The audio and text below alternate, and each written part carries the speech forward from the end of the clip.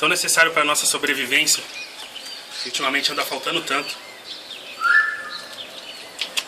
Eu sou Douglas Nascimento e estou aqui para te dar o primeiro conselho de uma série de vários conselhos que eu vou vender no meu canal. Vem aqui para você acompanhar.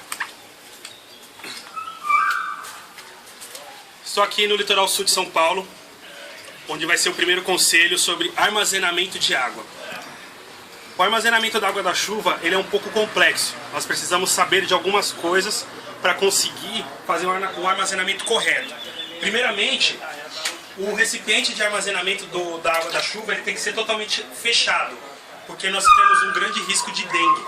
Por isso ele não pode ser um local aberto para armazenar.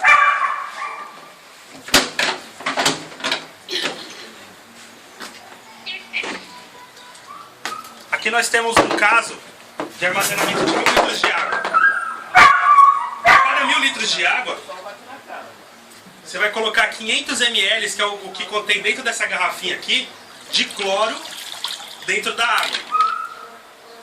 Para poder fazer um armazenamento correto, sem ter o risco da proliferação de dengue. Esse é o primeiro conselho. Acompanhe uma série de outros conselhos no nosso canal. www.youtube.com/vende-se conselhos. Acompanhe nosso canal. Obrigado.